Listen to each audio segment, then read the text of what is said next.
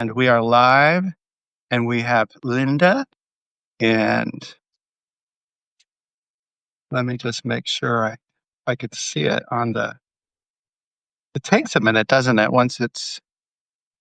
Yeah, I think we're Once you go live, it takes a minute for it to pop up on the yeah. There's always a little chat. bit of preamble with these things, so it's all good. There is. Hello, Linda. Thank you for joining us. Hi, Linda.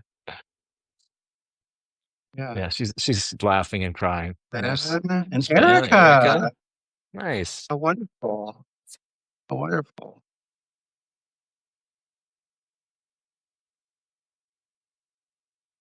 Hey guys. Hey Ben.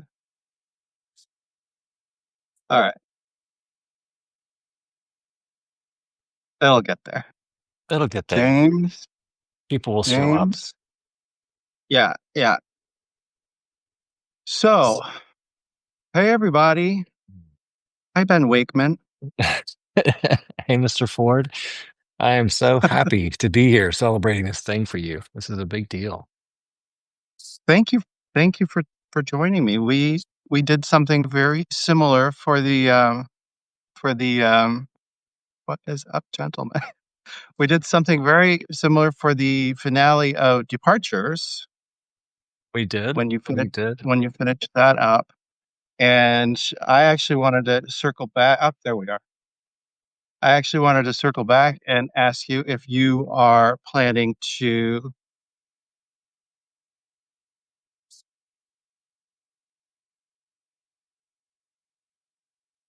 All I right. wanted to circle back and ask you if you were planning to self-publish Departures, as you have.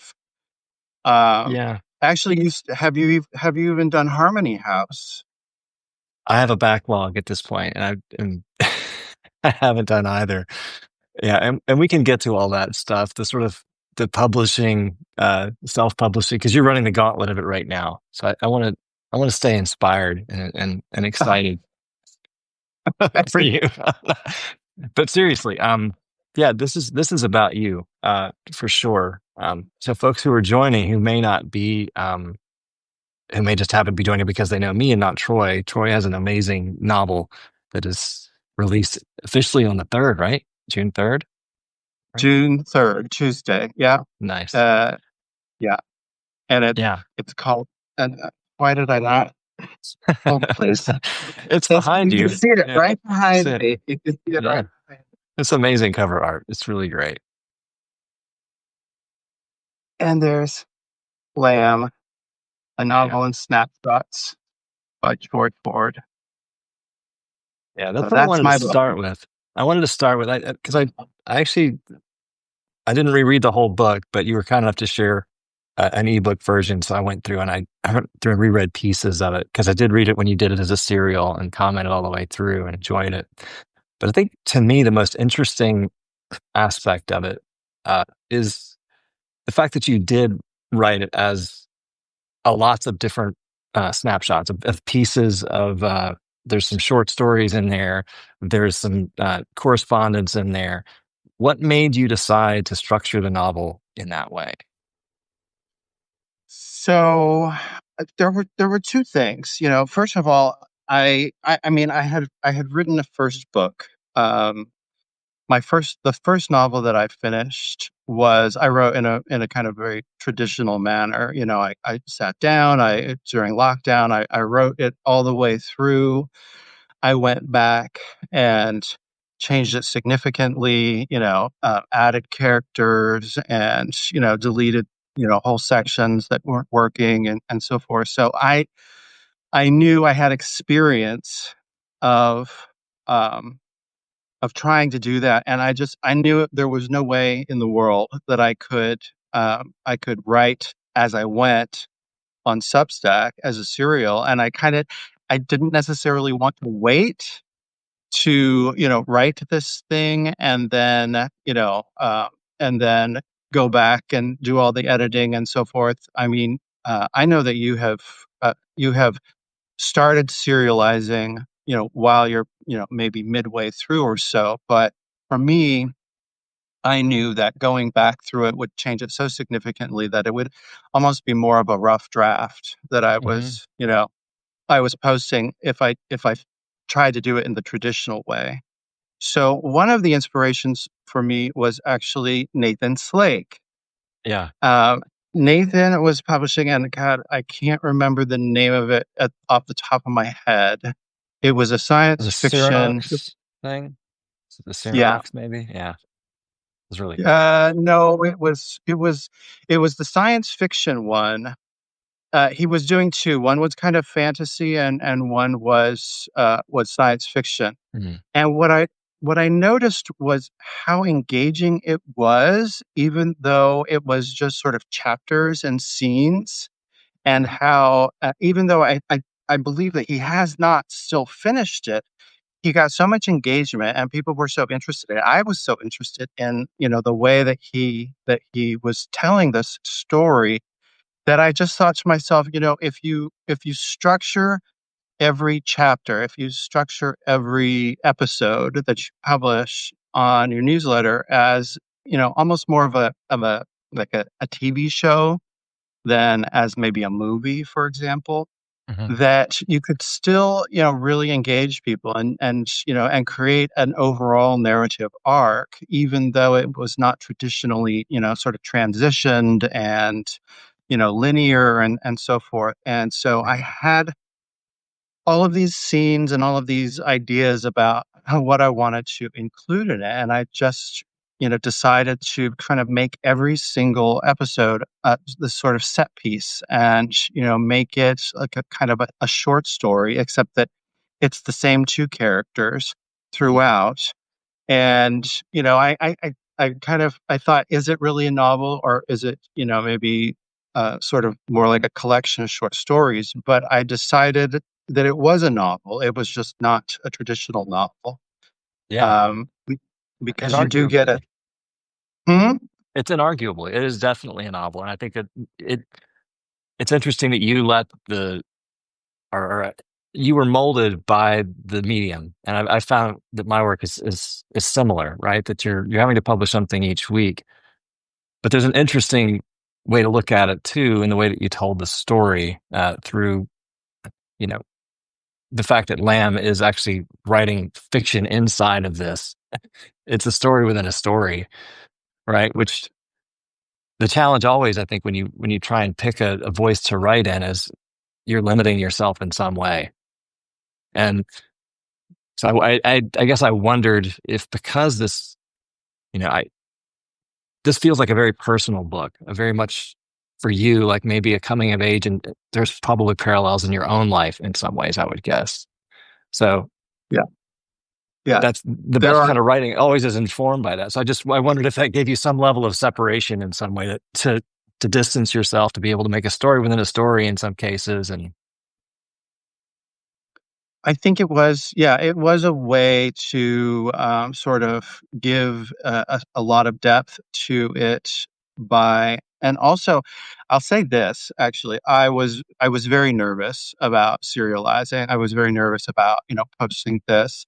Although I had written that first novel, I haven't published it yet, and so I've only ever really had Substack and, the few short stories that I've published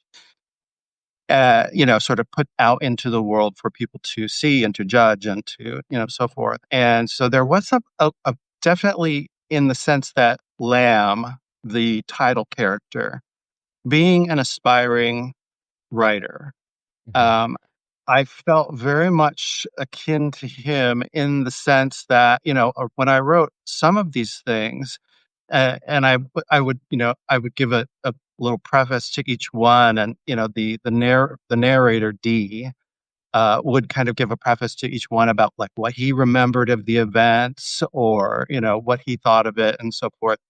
Um, but I kept thinking to myself, this is a kid, and Mhm. he, is not published. He was never published in his lifetime.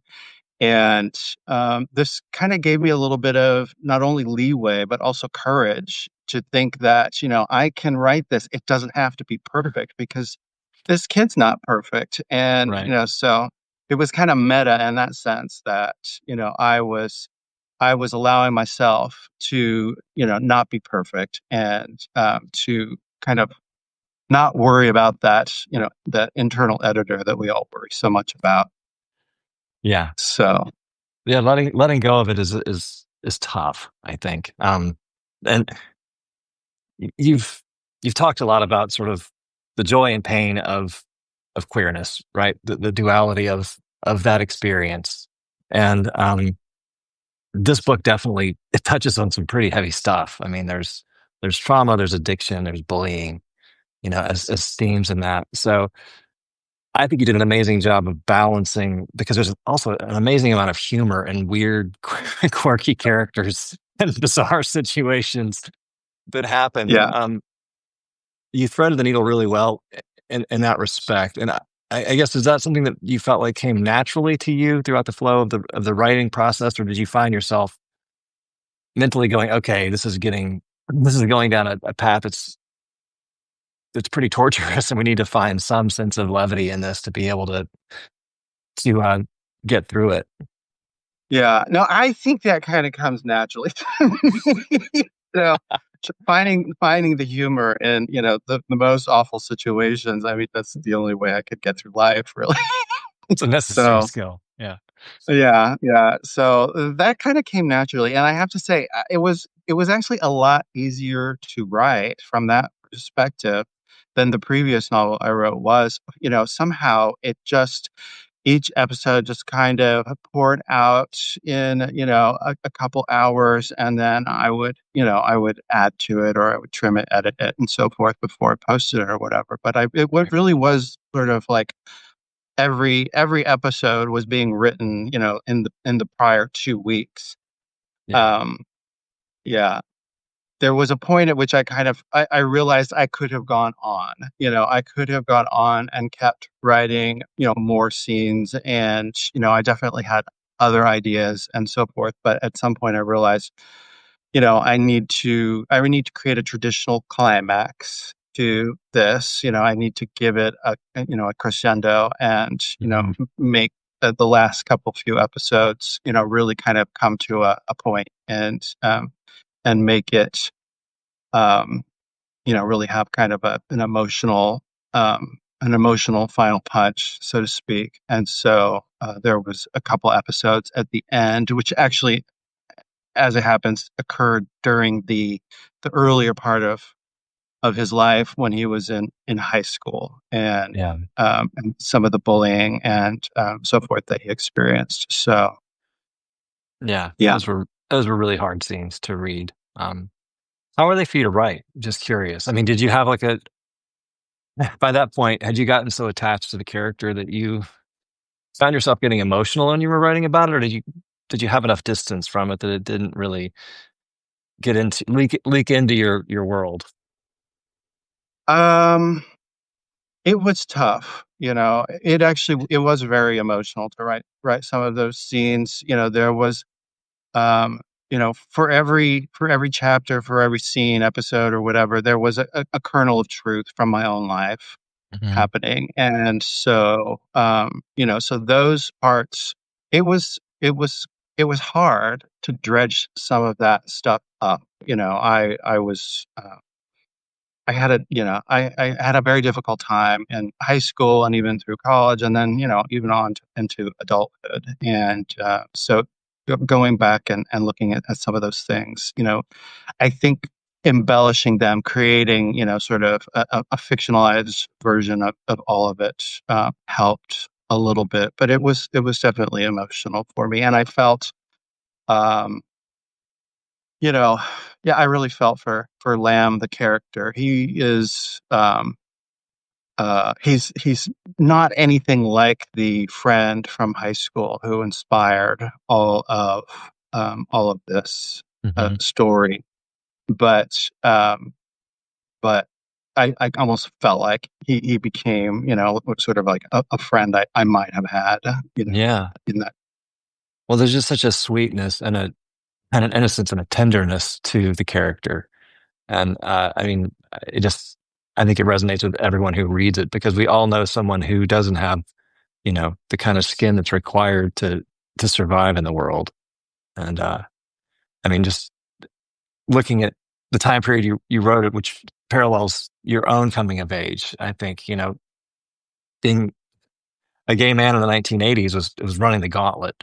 It was Yeah, it was yeah, a harrowing kind of period you guys went through to try and survive. You know, I have having trans children myself. I mean, I as they worry about the world and all the things that they're concerned about.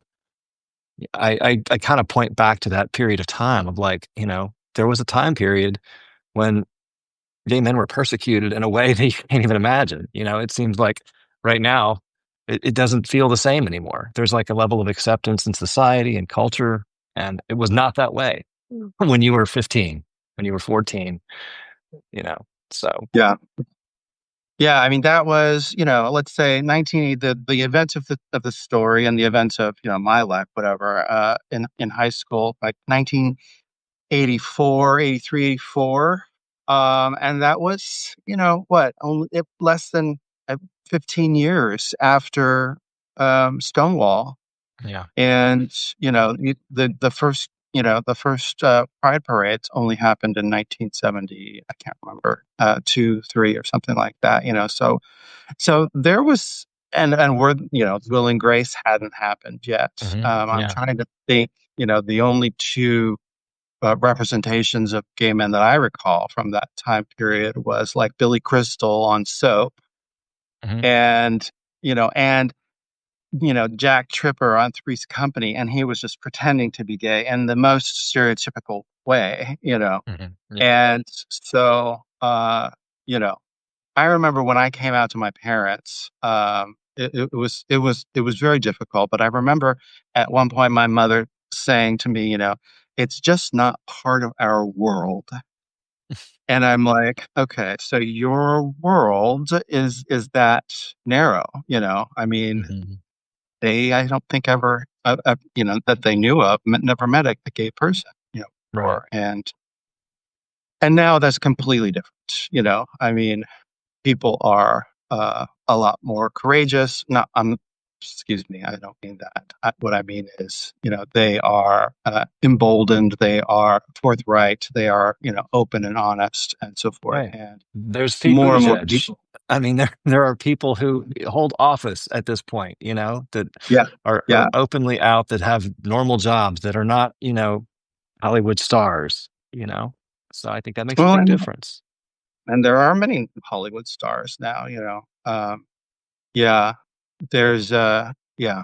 So there's a lot more representation, and I think, it's I'm not going to say it's um it's not easier now necessarily, and certainly not for certain segments of what I consider the queer community.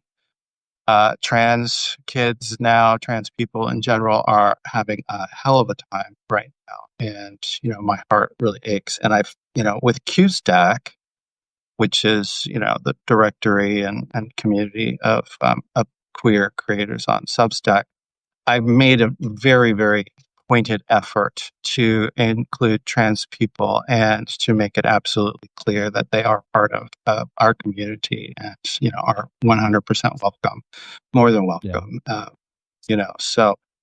So things are getting better at the same time as they, are looking a little grim at the moment.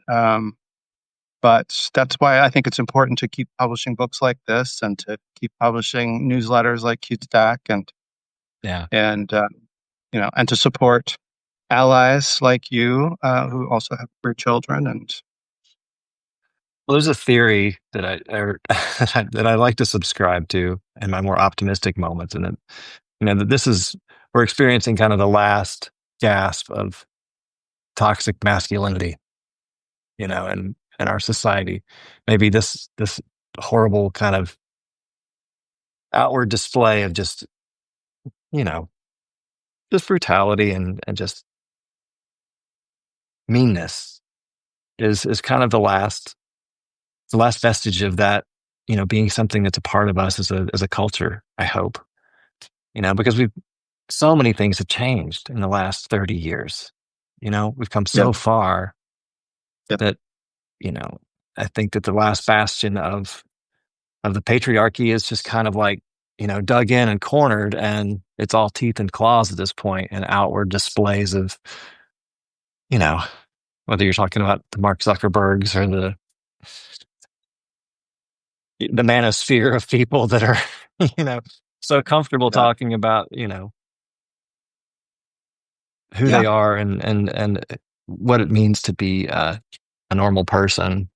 Um, yeah, I think it's especially important for allies, for cis het men who are, comfortable in their gender identity, comfortable in their sexuality, who have, who either are were fortunate enough to, not be plagued with that kind of insecurity, or who learned, or just became, just were innately, comfortable with it, like you, like, lots of people. But I think it's important, especially for for those people, to speak up with their yeah, support.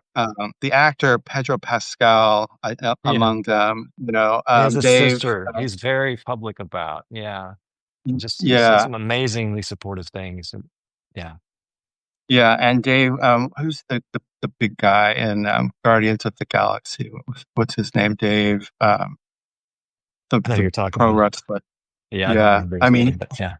he's been really vocal as well. And so I think, more people, the more people that like that speak up, and Well, I support think us. it's a journey. I mean, it's a journey of acceptance. I mean, I didn't always feel the way that I do now.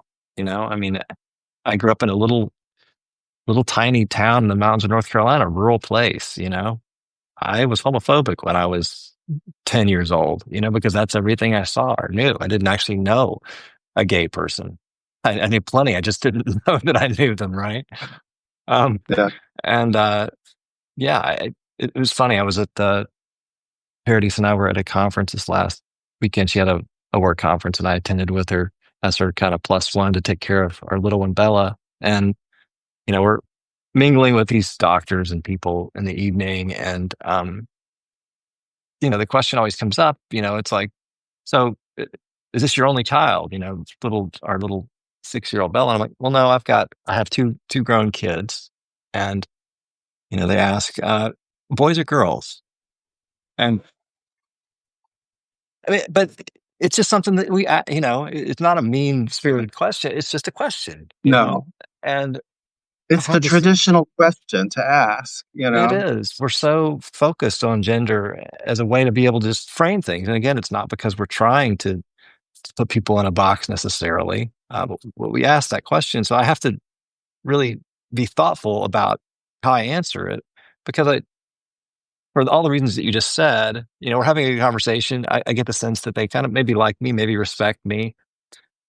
But rather than, hedge a little bit and say, well, I have two daughters, I say, well, it's complicated. I have two trans daughters, and they kind of, they stop a beat, Hmm. and they're like, okay, and we keep talking. And so I don't know why we went down this rabbit hole, but I think what I'm trying to get to is I think what you're doing with Q Stack, the books that you're writing, the books that you're encouraging other people to write is only going to open the world up more. I think more people can see people for people and not whatever their external expectation might be. Yeah, yeah. I mean, I think I don't know. We really, yeah. There's, oh God, that's a whole ball. We The can get whole back to political the system right writing now. part. We could go Yeah. down that rabbit hole, but I don't know that we want to We don't want to go necessarily. down there. We're celebrating No, the book no. right now. Yeah, Um, yeah, yeah. so tell me a little bit about you went deep on marketing this book. I mean, I've been so Oh, impressed with, and I feel no small amount of shame with how little I did compared to you when I put The Memory of My Shadow out last year. You've done some great stuff. Like you did this whole Goodreads giveaway. How's that going? Yeah, it's going really well. I've definitely learned a lot of things about, the whole process. I will say that I actually do have help. Jeffrey Yamaguchi of Book Publishing Brick by Brick is his newsletter. Okay. And he has been helping me with the marketing, actually, and kind of coaching me through that and helping me with some contacts and so forth. So it was something that I knew from the get go that I wasn't, I just, I've put so much time and effort into the writing of it and the editing of it. And, and even up until I actually just finished, sort of the writing and the editing of it in January. And so I just knew that there wasn't time for Mhm. me to, sort of educate myself about the marketing and not being, an especially extroverted person to begin with. Um, I just realized that I needed some help. So Jeff is helping me, and I highly recommend him. He's a great guy, and he's given me some wonderful tips. So Goodreads giveaways, anyone can do a Goodreads giveaway if you're doing an ebook on Amazon, actually, and it's so simple to set up, and it's kind of cool because you can do like up to 100 free ebooks to whomever, but everybody that signs up to possibly win it, therefore has, is now, wants to read, has a wants to Mhm. read, notation Right. on your book. And so that helps with, algorithms and so forth. And that's almost one of the easiest things to do. Actually, I only did 50 free ebooks because there is a cap. Can only give away, you can only give away up to $500 worth of ebooks. And so that's probably why you see a lot of people publishing their ebook at 4.99, because Mhm. then they can give away 100 free ebooks, which I didn't know about that. So I couldn't do a full 100, so I just did 50 or whatever. But like over 600 people now have signed up, hoping That's to win amazing. a free ebook. And of the Just through people the that just don't through the get algorithm and Goodreads? Just the algorithm and Goodreads with no other additional promotion? Or no?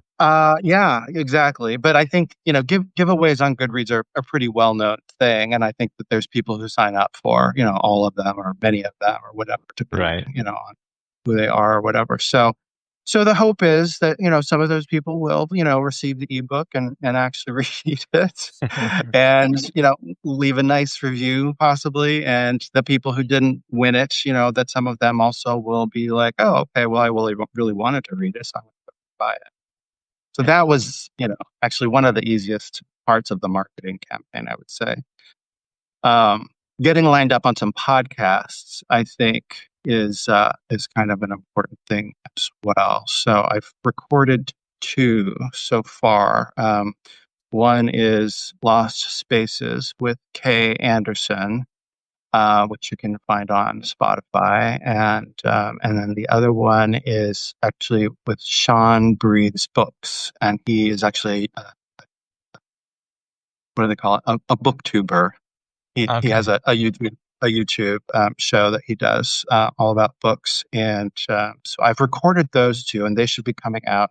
I think Sean Breathes Books episode will be out on Friday this coming week, and then the one with Lost Spaces and Kay Anderson will be, I think, soon in June at any rate. And there's another one that's scheduled way, way, way, way out in like November.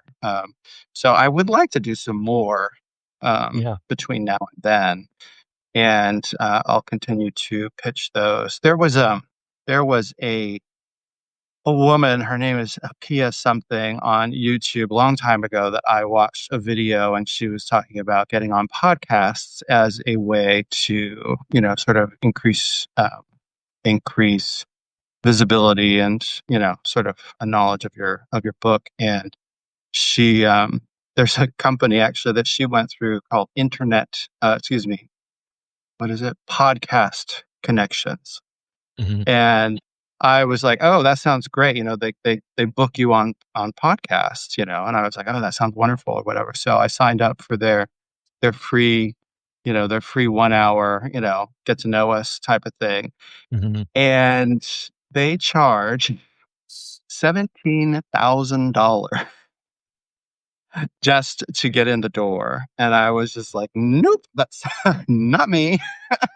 Right. But Let's spend they our they 401k on promoting a book. Yeah. yeah, yeah. But the message is well taken, that, that definitely podcasts are a great way to get the thing out. The idea to send postcards to every queer indie bookstore in the United States That was was a entirely brilliant, mine. brilliant stroke of genius, I think. Yeah, just because we Uh, live in such a digital world, that receiving something physical that's personal, I think it's huge, especially an independent bookshop. well, we'll see how it works out. It's a self-published book, and as I understand it, it's not very likely that a lot of them will buy books to carry in their bookstores. But I figured, it can't hurt. They all know my name, and have seen the title of my book, and maybe some of them, even some of the employees or whatever, will read it and possibly recommend it, to other people as well. Yeah. So that's the hope. I didn't realize when I was planning to do it that it costs, 275 per postcard to mail internationally. So Did you use a 65 service postcards. like I know Mailchimp has a service, or they used to have a service like that where you could farm the whole thing out to them to do.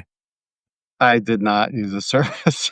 I hand addressed and wrote a little note to every single one of them. So Well, that's great anyway, though. I think that's the kind of thing that makes a difference these days, I believe. yeah, yeah. We just So we'll see. yeah.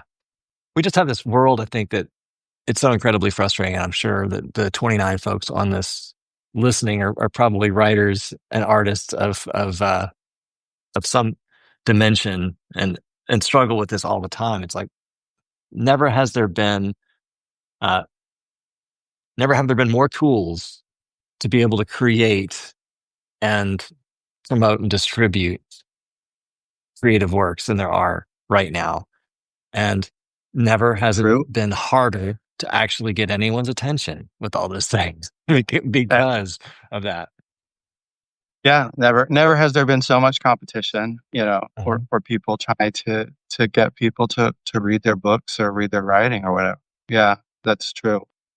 Um, it, Substack is interesting in that sense because I'm not going to say that it's not going to put my book on any bestseller lists or whatever, but I will say that the connections that I've made on Substack with people, with you, with Kim Warner, who I'm doing another live, on publication day on Tuesday, with Yeah. Gail Schwartz, and just Eleanor and Chloe Hope, and Yeah. it it can't be, it cannot be overstated how important it is to find people that are rooting for you and cheering for you. And I think it's even more important, honestly, than honest criticism to a certain extent. Because Well, you're going to yeah. get that anyway. You're going to get that from all corners, and you should get it from, like a reader, or if you have a writing group or whatever. But actually, getting the support, of people saying, you'll get there, you can do this, and knowing that, this is a passion and a lifelong pursuit. And very, very, very few people actually ever hit it big, with their first book. Even many of the so-called greats, didn't necessarily hit it with their first book. You know what I mean? So Yeah. Yeah. Well, I mean, the connection really is the reason for doing it. Full stop. I mean, whether it's the community connection that you're talking about, or just, a handful of readers that you're able to reach, uh, because everything else is kind of, it's ephemeral and transient. Um, whether you're talking about numbers of subscribers, numbers of paid subscribers, because it it's not going to amount to enough to be life changing. So if the writing itself doesn't make you feel the way that it should make you feel, and the few readers that you're able to reach don't give that to you, then you're probably doing the wrong thing. Uh, at least that's what I have to tell myself all the time. If I get too wrapped around the axle, worrying about stats or how many people are reading or how many books I've sold, um, how many people show up to a live chat, whatever there's because we're surrounded by the ability to compare ourselves to other Yeah. people and to our prior performance. But it's making this kind of authentic connections with people. Um, it's wonderful, and that it's been a great platform for that. Like I said, you and I would never have met. We would not have developed this community of people. And I feel bad because occasionally someone will come into my universe, and I can feel they're trying to like create that same thing. And I'm like, it's not like I don't want to bring them into the community. It's more like I just don't have enough time to be able to read and keep up with all the people that I do. And I feel I feel bad if I can't do that. I think all of us have maybe a similar Substack guilt of like we follow so many writers that we enjoy that we know we can't get to reading all the time. Um, It is very hard, I gotta say. I mean, it's the closest people I think I am, that I'm with, on Substack actually are a lot of the people that were with me from the start. You know what I mean? When I had like less than a mhm. hundred subscribers, and Same, yeah, you know, I try, and I'm always open. I'm always following new Substacks and making connections, especially with QStack. With my own personal one as well, but with QStack, I am really trying to be as open as possible, with forming new connections with yeah, people there, because that's an especially that community is especially, it's a community, you know what I mean? My newsletter is just a newsletter, you know what I mean, in a sure, lot of yeah, ways. But QStack is a real community, and I want everyone to feel welcome and to feel like, there's someone rooting for them. So I do an awful lot of, liking and restacking, and I have to admit, I scan a lot of posts that I don't have time to necessarily read word for word, but I do try and get to them all. yeah, That's why I don't follow hundreds of Substacks, because I haven't turned my emails off, so every single Substack I subscribe to comes in as an email, and I don't, just sort of, delete them, at any point. I actually, I actually do try and read all of them, and, at least open and scan and like all of them. So yeah. The one thing I will tell anybody who's listening, because it can be frustrating, is there's if you want to make a connection with someone and you genuinely enjoy their work, you can do it on this platform. I yeah, mean, if you're just trying to align yourself like you would at a cocktail party to get something from them, it's not going to happen. But if you genuinely like the work and you connect with it, and I'm just reminded of somebody specific that I'll call out, Stephanie Sweeney, who is, um, she like followed my work for a little while early on because I remember her name popping up, and I always respond to anyone who comments, on things that I post. And then she sort of disappeared for a while.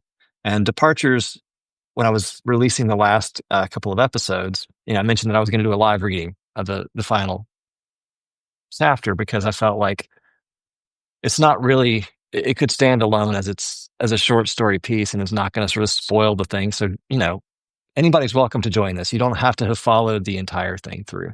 And she was one of those people that took me up on the offer. She showed up into the Zoom call. I did the live reading with the other folks who had been all the way through, and those people were crying, and she was there. It's a sad ending, but they weren't crying because it was bad. Hopefully, no, it was very sad. I want to say that actually the saddest was it the last episode? I think it was the second to the the last second one, the episode. penultimate one, yeah, yeah, that Yeah, was that was sad. that was maybe the saddest one, actually. Yeah. So anyway, she popped in and we had this amazing sort of intimate chat with the folks who showed up. There were probably 20 people on the call or less.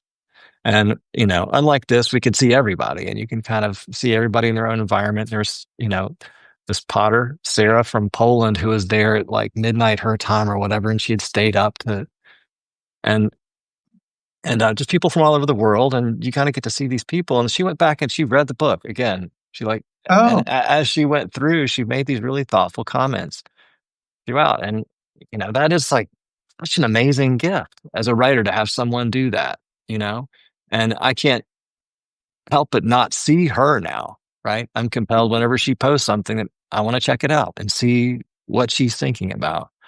Um, so if you get too frustrated for folks who are out there, listening as writers that you're not getting any traction, because I see plenty of people who just, are struggling. They've got a handful of, likes on any post they make and a handful of subscribers, you know, find work that you really genuinely like and connect with and start making thoughtful comments, because that's how I think you and I got engaged on the platform. Is you wrote a really thoughtful comment to something I posted and we just cross commented for a while and then we subscribed. And yeah, I think that's just how it happens. And it's natural when writers come into the platform and find each other, because I've seen these other pods that I'm not a part of. I'm sort of peripheral to. And it's kind of cool, that everyone sort of comes up and they find their people and you begin to hold each other up and support each other. yeah, yeah. It's kind of like classes, you know what I mean? Like It it's kind of is. like the class of '87 or the class of whatever, you know what I mean? Like the people that are coming up and starting theirs around the same time as you are the people you very often connect with. I'm not big on following like celebrity kind of Mhm. substacks and trying to kind of get their attention or whatever like that. In fact, I almost kind of pointedly don't follow or subscribe to some of the George Saunders and the so forth. He's the only one I will say that I feel differently about, only because he's just, I mean, he does such He an is amazing. amazing service. It's not just his writing, but as a teacher, Sure. because I was a paid subscriber for a year, so I did eventually drop because I just couldn't keep up with the reading and do everything else I was doing to make it worth it. Because it teaches it like a class. I mean, Hmm. you'll read Hmm. Tolstoy short stories and you'll have discussions, over the course of a couple of weeks. Um, Sure. but he's just such a thoughtful, kind, generous person, and the way that his whole approach to writing. I remember I read his book, A Swim in the Pond in the Rain, I I think read that's what it's called. Yeah. I read that as well. And It's amazing. yeah, how his writing or his teaching has changed so much over the years. Like in the beginning, he felt like he had to be rigorous and give people really hard feedback and red pen things. And now it's a lot more zen like. It's more like, how did that make you feel when you wrote it? You know? Mhm. Mhm. And one of the things I have taken away from that book that I did read, and from some of the posts that I saw, 'cause I subscribed to him for a little while as well, was just how like you know there would he doesn't subscribe to this kind of like, well, you must have a beginning and a middle and an end, and there must be the 6 point structure, and you must hit all of these points in your, and this must be the first, must have this in the first 5 pages of your manuscript type of thing. All that advice, he kind of throws out the window, and he just says, go in and engage deeply with your own writing and really hear it, really, read it and listen to it, and you're going to go back through and change things, and there's an intuitiveness to his approach which I really really Mhm. like, and I think it's It's helped me anyway. it's such a hard thing to describe writing because it is such a weird activity. It is our internalization of rather our externalization of our internal mind. And I think that's why artificial intelligence right now is such a fascinating tool, because it gives us the ability, as close as we've ever been, to be able to see how thinking works. And people Mhm, say, well, mhm. AI is not thinking. I'm like, well, you don't know what thinking is.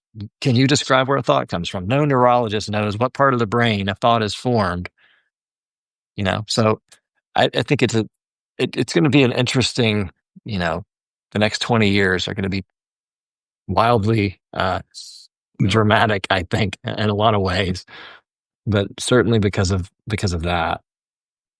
You don't work in AI, do you? That's not what you do in your work No, and working life. I work in technology. I was a programmer for many years younger. I kind of am more of a consultant now, Yeah, managing yeah, teams of people that build apps and that kind of yeah, thing. yeah. But and AI is all threaded into everything that's built now. Mhm. And AI is the most overloaded term anyway. It doesn't really mean what you think it means. You know, I think people have it in their mind what AI is, and it's mostly automation. You know, it's automating things. Um, but yeah, we don't need to get on the AI rabbit hole. I just we can Yeah, just no. touch that note and go Yeah, away. yeah, But yeah, yeah. I am interested to know about from serialization from your perspective. Uh, How do you feel about it as a part of your process? Was it an experiment that you probably won't do again, or do you think it's going to be something you're going to incorporate into your next, like the next novel that you write? Do you think you'll serialize a draft and then publish it traditionally? um, you know, I have kind of mixed feelings about it, you know. I think that as a way to connect with people, it was really good to have done it, you know, have done it once.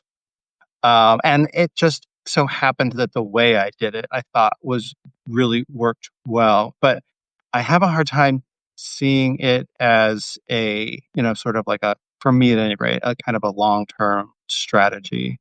Um, I don't think that, so I say that, and yet I've been working on I've been working on a novel idea, which I think would actually lend itself really, really well to serialization. It's just that it wasn't necessarily on my radar to do as my next project. So I don't really know. I think I'd have to, you know, if I'm going to do this in a traditional way, which is kind of how I want to. I kind of want to get back to writing. You know, the next thing I write, I want to be just sort of a linear narrative, and to do it, you know, the way I did my first book. Write it, you know, write the rough draft, get through it, and then go back and rewrite it and let it sort of bloom out of, you know, out of the vomit of the rough draft. And I think I'd need to get that really, really polished. I mean, it could take Hmm. me a year more to get that into any kind of shape that I would then, you know, want to share it as a serial. And I think at that point, I'm going to want to Publish it. just publish it, you know. So I really don't know. I might do the kind of like the first three chapters route, you know, Hmm. for for each new project and just give people a taste of what the next book is going to be about. Um, if I do get to the point where I work on this project, which is kind of like a sort of a little bit of a magical realism thing, I think, you know, it's possible I could do that. I have been thinking though of going back to some of my old novel attempts, um, because I have over a dozen, you know, I, I shouldn't say failed, but projects that Right. didn't come to fruition, Abandoned. let's say. Yeah. And I think that some of them could make really, really good, you know, like, novellas or, you know, something a little bit shorter form that maybe would still be too long to do in one shot, and I could do serials with those. There a couple spring to mind that I kinda think to myself, "Oh, that would actually that's a story in itself." Maybe the problem with part of the reason why I couldn't finish them as novels was because, you know, they just didn't have quite enough material to get past the, you know, the long short story or Yeah. novella stage. But so that's a possibility. I could serialize some of those. Right. But you see a lot of, you know, you do see a lot of drop off. I know you've seen it. I know everybody, every novel I've ever seen serialized on Substack, I've seen, from the first episode to the last episode, a drop off of anywhere from 50 to 80% of engaged readers. And from that perspective, I am kind of concerned about, spending all of that time to serialize it, for it to kind of maybe not fit the medium quite It, so it well. is it is interesting. It is interesting whether it's the form or whether it's something that's happening in traditional reading too. You just don't see it in real time. How many people buy books and don't finish them? Or Yeah, if they were buying a book and every chapter they read, did they like it? You know, we have the metrics in a Substack post to be able to measure it. I mean, I have personal friends who have read my writing who don't even know Substack exists. So, like, yeah, a couple of friends of mine would listen to, departures on their commutes into work. And when I would see them, we have a beer, they're like, and that this part you wrote, I'm like, dude, you didn't like even how hard is it to go and just click a heart, hit how the hard is that to hit do? the like Just button. hit the freaking like button, man. Um, Yeah. but yeah, so I think there's some tweaks that, and we've all talked about this, that Substack could make that wouldn't be, too cumbersome to appeal to people who wanted to read the whole thing in a go, right? Which is as simple as creating an e-reader context where it's not as a post, but you can publish the thing, you could sell it, you could monetize it, and they've already have all the things in place. I'm not sure why they haven't pulled the trigger on it yet. I'm sure they have product reasons for not going that route, but um, I do think some people are discouraged by having to wait a week. I know it wears some people out to do that, and some people who read my books will like. I see them waiting. They're like, I know they're engaged, and they won't like anything for like 4 or 5 weeks, and then over a weekend there's a flurry of them reading and commenting because they just they want to be able to get into a flow and Yeah. Yeah. take it all in. Um, so yeah, I do have a I have the same sort of challenges with doing it. I've done a couple more than you have, and I'm contemplating a fourth one right now. And I don't know yet. I don't know if I'm going to publish it or not as a serial. Uh, I'm still kind of a little gun shy about it because I'm halfway through. I think I've posted a note about this Friday. When I started Departures, I was 8 chapters in Yeah. before I started publishing it, and that just seems insane to me now to try and uh, given my workload, my day job of trying to find enough hours to be able to feed that machine every week. I don't know how you did that, honestly. I mean, like I said, mine was structured in a particular way that it made it for me at any rate, I think, relatively easy. Also, I was only publishing basically like every 2 weeks. So I was giving myself, extra time, and I didn't necessarily find that people were dropping off. Um, Maybe because it had that kind of, that TV episode sort of Yeah. quality to it. But didn't you get to, 8 chapters in, you start publishing it? I mean, didn't things come up later on when you were writing it? The ending that you were kind of like, God, I wish I hadn't done that in the first in the first however many chapters, because you can't see it. No, I mean, I didn't see any. it's perfect. I did I didn't. everything exactly right, Troy. Yeah, No, no, no, no. It was a seat of the pants thing.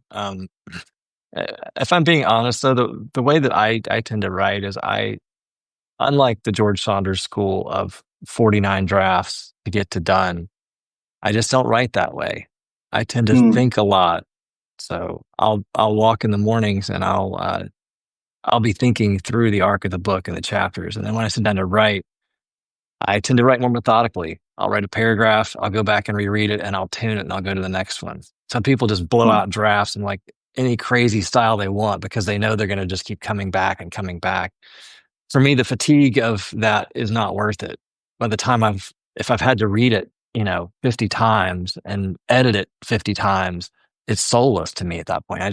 For a novel anyway. I mean, for a short story, I could see it, but for the arc of a mhm. novel, it's a lot to keep in your head. So there's a certain freedom for me in being able to, it's like jumping off. a cliff with a, a hang glider or something.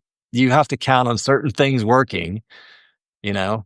They could fail catastrophically, but you are in the wind, you are in the wind, you have a kite, you've done it before, you can land, is it going to be in the opportune spot or is it going to be in a creek bed or what? But yeah, I kind of like the exhilaration of that part of it. And it just kind of works for me. I can see why it wouldn't work for some. Yeah, yeah. Well, there's a certain, that they say, having constraints, having, parameters, sometimes very strict parameters, can Mhm. be really, encouraging to your creativity or whatever like that. So if you're publishing, a serial and you've got the first 8 chapters already published and you can't necessarily go back and change anything wholesale, then it spurs you to kind of go and, Right. take that into account. I'm at an age where I feel like, there's a reckoning that you get to when you're in your 20s or whatever, and you have these big dreams or these delusions, you know, of grandeur that, you're going to be a great artist or your work's going to be recognized in some big way. Um, I've scaled back a lot now, and you know, the reasons to not publish would be, well, I'm holding out for something better. And there are people that they're writers who are always in the wings here on Substack. They're like, I'm not going to publish here because I'm going to wait till I get a literary agent, and I'm going to. And there's one particular writer that I see who annoys the shit out of me, Okay. who won't be mentioned, Ooh.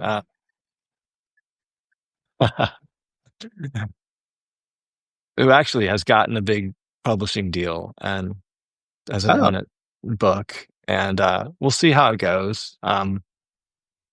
But yeah, I think if everyone holds out for that, it's not going to happen, And I think that there's this sort of magical thinking that you can torture yourself and not put the work out there to connect with the people that you can connect with today. You can sort of hoard your work, and I yeah. even name my Substack catch and release because I feel like Mm, the magic of creativity is not in the withholding of it, but in the sharing of it, and all of its imperfections. It doesn't mean you don't try to do something the best that you can. I'm not saying you put sloppy stuff out there, but yeah. you don't hoard it thinking that it's this perfect crystalline thing that it- when I find the right person, they're gonna like it's gonna set the world on fire. No, maybe there's somebody that needs to read your work today, and when they read Yeah. it, it'll inspire them to do something amazing. Maybe it wasn't about you, I guess Yeah. is the point. Yeah. Yeah. I just, for me, it took me so long to get to the point where I actually finished something. Yeah. I've written about this. I had a horrible, horrible experience in the summer between my junior and senior years in high school, and I had these creative writing teachers who basically ridiculed a story that I had written, and you know, Yeah. being already very sensitive, being already neurodivergent, being already in the closet and full of shame and full of all Yeah. sorts of things. You know what I mean? Shame on those people. It was Yeah. it was devastating, to me. And so, I mean,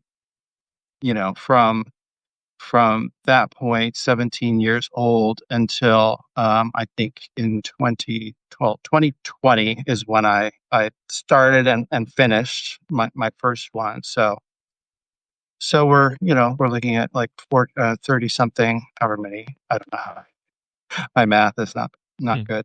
But it was decades of Yeah. trying and never being able to finish because I would just get so self conscious You and heard those just voices in your head. Yeah. oh yeah, yeah.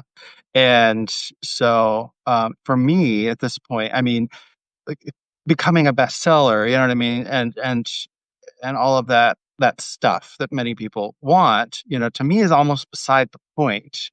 I feel like I've, overcome so many challenges just to get to this point. And, you know, to have a book actually, being published, on Tuesday Yeah. and have gone through that and got it out into the world is to me almost a miracle because there It was, is. many, many years. I did not think it was going to happen. I just didn't think it was going to happen. I'm surprised I kept going back, if I'm being honest, that I kept going back and trying again and again because every time I abandoned, a new effort, it was kind of like, this is it, I'm done. And then Yeah. It's been a a few beautiful months, thing to watch you a year. unfold. It really has. I mean, the little time that I've known you, it's been what, 2.5 years, maybe something like that. Mm, In the beginning, you weren't, when I saw your Substack, you were like doing little snippets about horror films and you didn't have a picture in your profile. And, I had, who is this person? And I started reading, okay, he lives in Spain.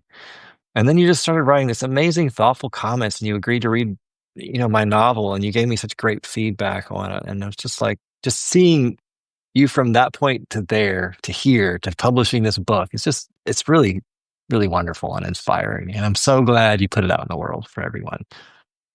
Thank you. Thank you so very much. Yeah. Yeah. Any last thoughts? Was trying to keep up with any questions that came up, but it's hard to see on the freaking phone. They're tiny little. Let's see. Ben Wostenberg, how many subscribers do you guys have each? That is a matter of record. You can go in and you can look. But thank you, Ben. And yes, it's Dave Bautista. Dave Bautista is the big guy from Oh, Guardians of the right, right, Galaxy. right. Yeah, yeah. Oh, and Brandon said the same thing. Yeah. Oh, I don't see any questions. Hey, Clancy, Amy Gabrielle. Hello, hello. Yes. Yeah, Erica, No I'm not sure what you were questions. talking about to me the way I was looking at the camera. Damn, the way Ben's looking at the camera right now, like you know who you are. Oh, yeah, I don't think that person is watching. That's part of the challenge with this person. Yeah. There are givers and there are takers. All right. Well, I appreciate it so much. Thank you so much for talking to me today Thank and you. coming on.